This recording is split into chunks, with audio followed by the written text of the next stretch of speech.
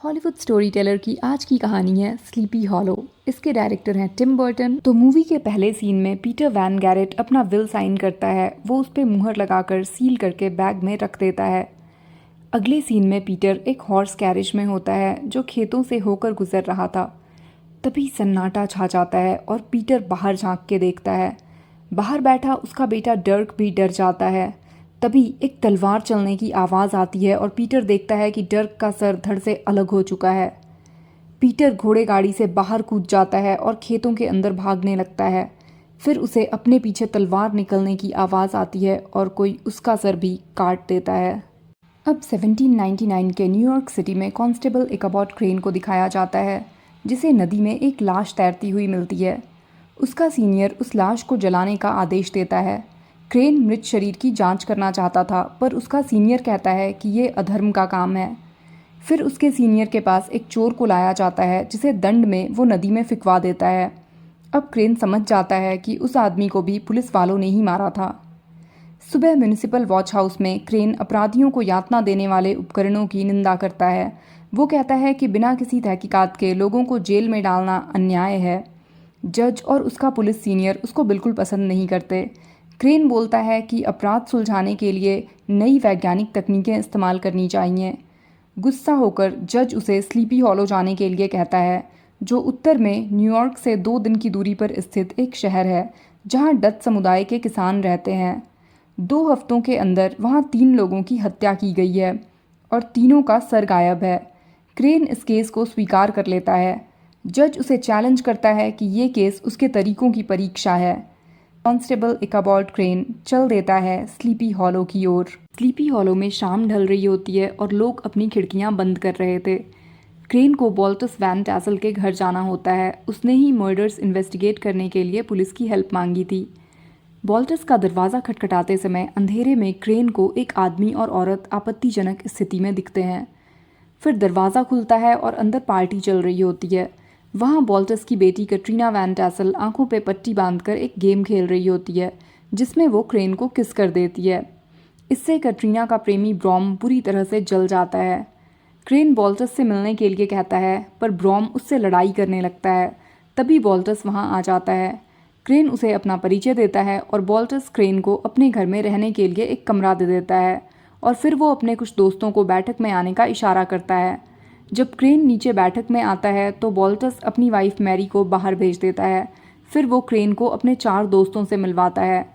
वो हैं doctor Thomas Lancaster, reverend Steenwyck, magistrate Samuel Phillips और नोटरी जेम्स हार्डनब्रूक।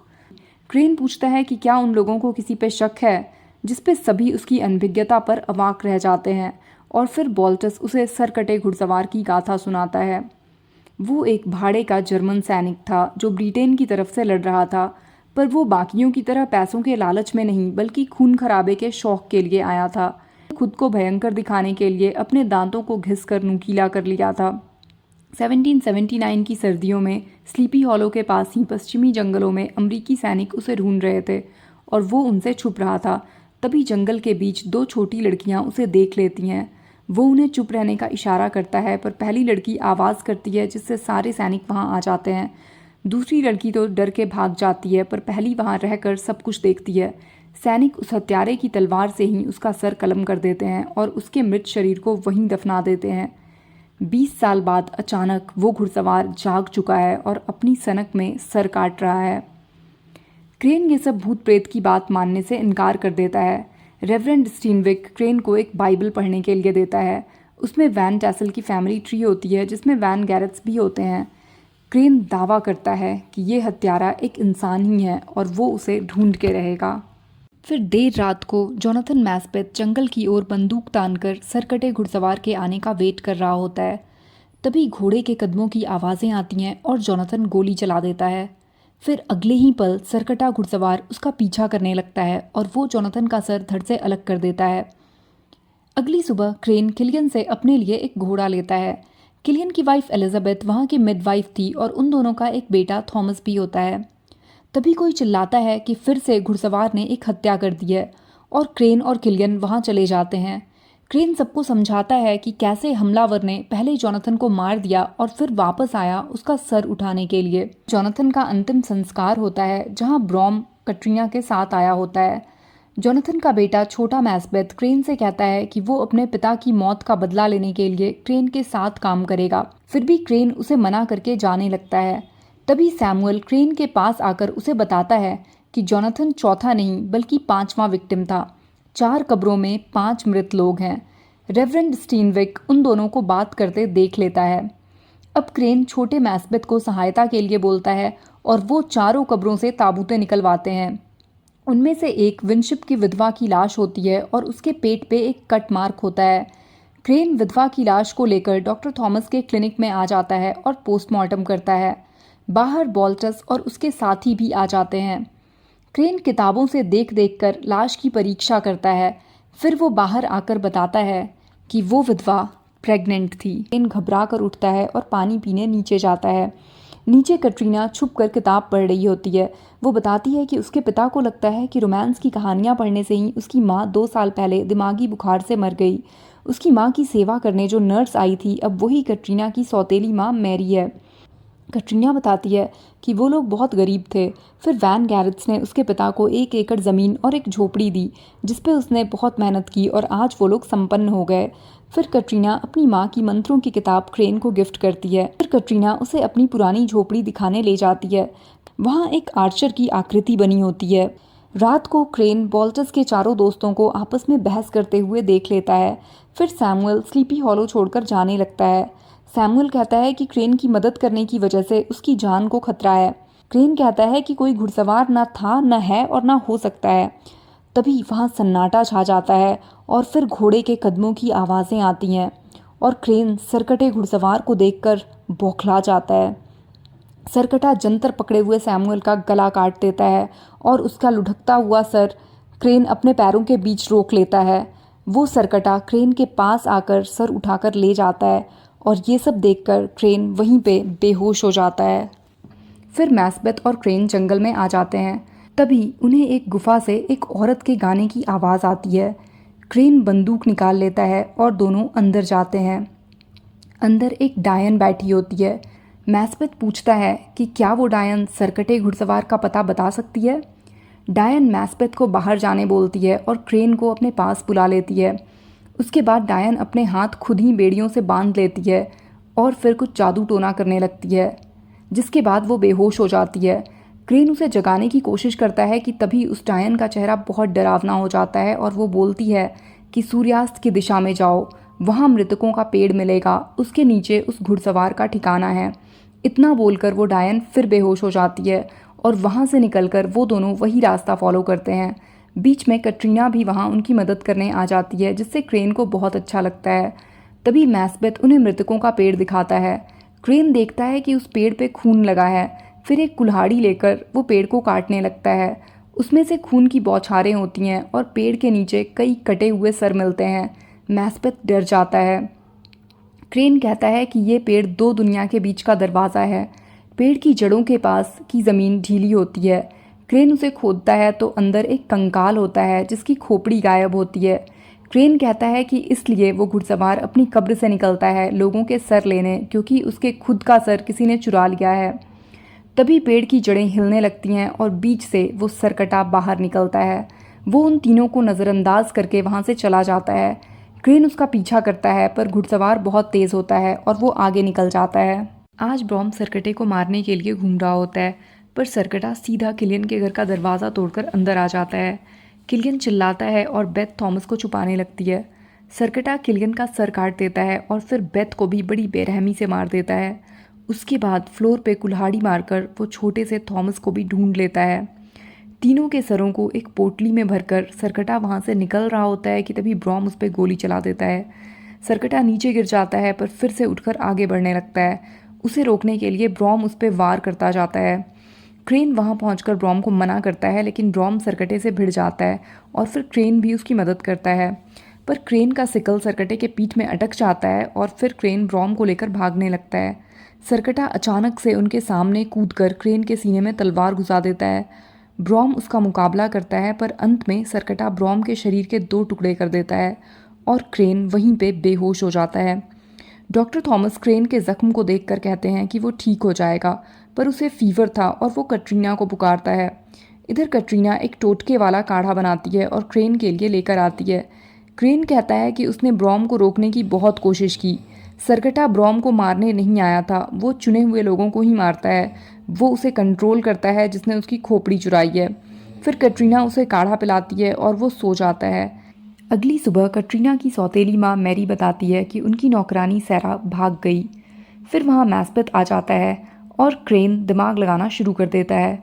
सैमुअल की हत्या की रात बॉल्टस के चारों दोस्तों में बहस हुई थी। फिर वो डायरी में बॉल्टस का नाम लिखता है। वैन गैरेट के मरने से सबसे ज़्यादा फ़ायदा बॉल्टस को ही हुआ है। क्रेन मैस्बेथ को लेकर नोटरी जेम्स हार्डन ब्रूक्स के पास जाता है। मैस्बेथ को वहाँ उसके पिता का बैग मिलता है। जेम्स भी वहीं पे छुपा हुआ था और वो इन लोगों को जाने के लिए बोलता है। क्रेन कहता है कि वो वैन गैरेट की आखिरी वसीयत लेकर ही जाएंगे। इधर मैस्बेथ अपने पिता के बैग से वसीयत निकालता है। जेम्स बौखला जाता है। मरने के ठीक पहले वैन गैरेट ने अपनी नई विल बनाई थी और उन्हें पीटर वैन गैरेट और एमिली विनशिप का मैरिज सर्टिफिकेट भी मिल जाता है।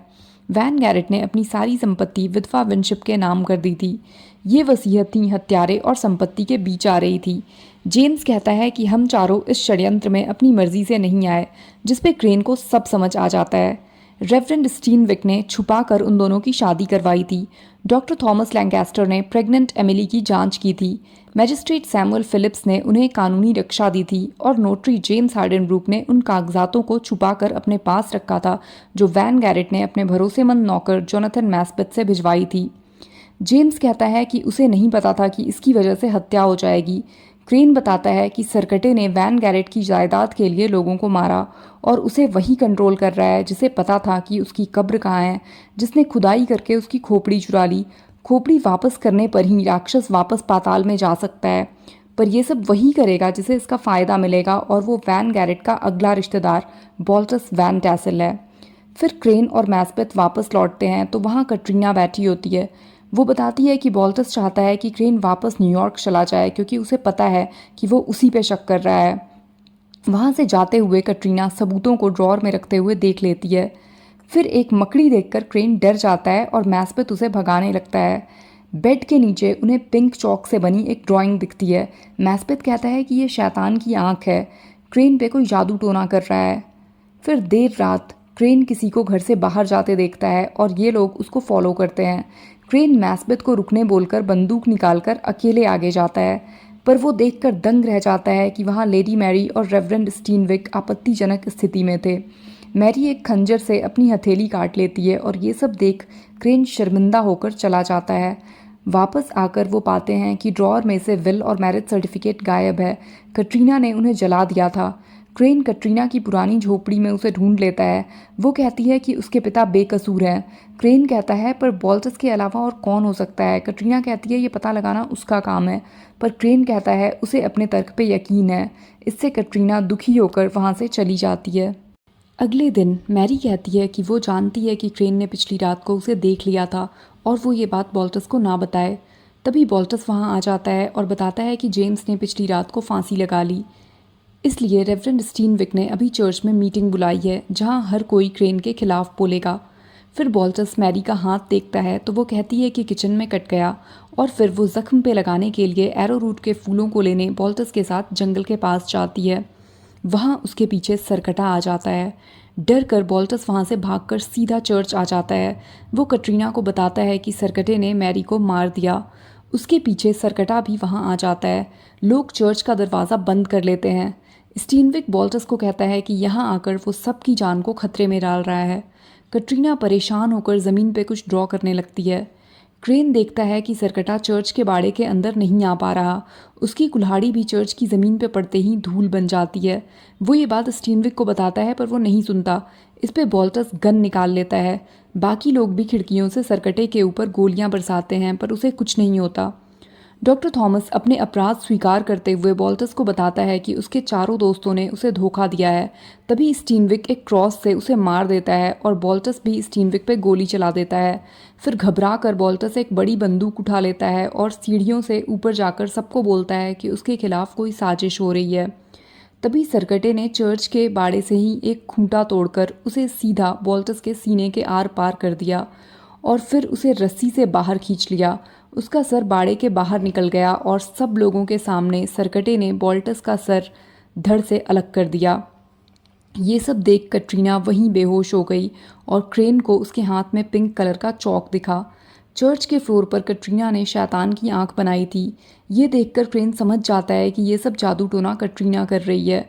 घर आकर बेहोश कटरीना से क्रेन कहता है कि उसकी बनाई शैतान की आंख ने अपना काम कर दिया है और वो उसे अलविदा कह देता है। अपनी डायरी में उसने कटरीना की डूडलिंग की थी, वो उसे आग में फेंक देता है। मैस्पेथ उसे रोकने की कोशिश करता है। वो कहता है कि कटरीना बहुत अच्छी है। क्रेन कहता है कि बुराई का सबसे खतरनाक मुखौटा अच्छाई ही है। फिर वो मैस्पेथ से विदा लेकर गाड़ी में बैठ जाता है। रास्ते में क्रेन को मैरी की डेड बॉडी दिखती है जिसके हथेली में कट होता है। फिर कटरीना की मंत्रों की किताब में क्रेन वो ड्राइंग ढूंढ लेता है जिसे वो शैतान की आंख समझता था। असल में वो दोस्तों की रक्षा के लिए था। ये जानकर क्रेन तुरंत डॉक्टर थॉमस के घर जाता है और मैरी की लाश का हाथ देखता है। उसके जख्म में ना खून था और ना क्लॉटिंग, मतलब मरने के बाद हथेली में कट लगाया गया था। इधर कटरीना अपने टूटे दिल के साथ बैठी थी कि तभी उसके सामने मैरी आ जाती है और डर कर कटरीना चक्कर खाकर वहीं पे गिर जाती है। मैरी कटरीना के कुछ बाल काट लेती है और जादू टोना करके सरकटे को उसे मारने का आदेश देती है। घुड़सवार मृतकों के पेड़ के अंदर से निकलकर उनकी तरफ आने लगता है। कटरीना को होश आता है तो मैरी उसे बताती है कि कैसे उसने नौकरानी सारा को मारकर उसकी डेड बॉडी को अपनी जगह रखकर क्रेन को बेवकूफ़ बनाया। वो बताती है कि वो आर्चर फैमिली की है जिनका निशान पुरानी झोपड़ी में था। पहले मैरी अपने माता पिता और बहन के साथ वहीं रहती थी। उनके पिता की मृत्यु के बाद उनका लैंडलॉर्ड उन्हें निकाल देता है। उसकी माँ को डायन समझते थे, इसलिए कोई भी उन्हें नहीं रखता और उन्हें जंगल में रहना पड़ता है जहाँ उनकी माँ उन्हें जादू टोना सिखाती है।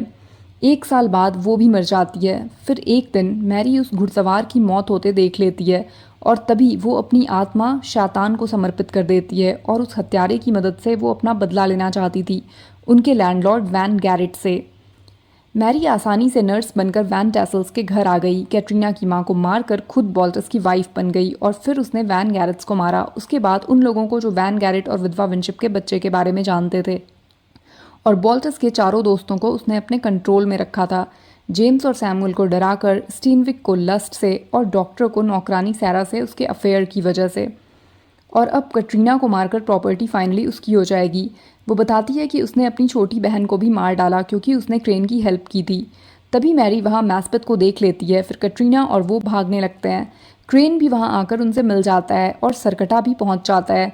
ये तीनों चक्की घर के अंदर जाकर बचने की कोशिश करते हैं। फिर वहाँ आग लगा के छत से ये लोग नीचे कूदकर जंगल में भाग जाते हैं। सरकटा भी उनका पीछा करता है। वो उनकी गाड़ी पर आ जाता है तो क्रेन उसका मुकाबला करता है। क्रेन कटरीना और मैस्पेथ को घोड़े पे कूदने बोलता है और घोड़ों को गाड़ी से अलग करके खुद भी उससे कूद जाता है। फिर ये तीनों मृतकों के पेड़ के पास आ जाते हैं। तभी वहाँ मैरी भी आ जाती है और क्रेन को गोली मार देती है और वो मैरी को पकड़कर सरकटे को उसको मारने बोलती है। बट क्रेन जिंदा रहता है। वो मैरी की पोटली से सरकटे का सर लेने की कोशिश करता है। मैरी उसे रोकती है पर मैस्पेथ उसके सर पे मार के उसे बेहोश कर देता है। सरकटा कटरीना को मारने वाला होता है तभी क्रेन उसे उसकी खोपड़ी दिखाता है और वो रुक जाता है। वो अपनी खोपड़ी लेकर अपनी बॉडी पे लगा लेता है और धीरे धीरे अपने जीवित स्वरूप में आने लगता है। क्रेन कटरीना से गले मिलता है और उसकी किताब दिखाता है जिसने गोली रोककर उसकी रक्षा की। इधर घुड़सवार अपने घोड़े पे बैठकर जाने लगता है और मैरी पे मोहित होकर वो उसे भी उठा ले जाता है। मैरी को होश आता है तब घुड़सवार उसे किस करता है और नुकीले दांतों से मैरी के होठ छिल जाते हैं। वो चिल्लाती है पर वो उसे लेकर अपने पेड़ के अंदर चला जाता है। बस मैरी का हाथ बाहर निकला रह जाता है जिसे देखकर क्रेन फिर से बेहोश हो जाता है। अगले सीन में क्रेन और कटरीना न्यूयॉर्क आ जाते हैं और उनके साथ मैस्पेथ भी होता है और यहीं पर ये कहानी ख़त्म हो जाती है। ये मूवी साल 1999 में रिलीज़ हुई थी और IMDb पे इसकी रेटिंग है 7.3। आई होप कि आपको मेरी स्टोरी टेलिंग अच्छी लगी होगी। Thanks for watching.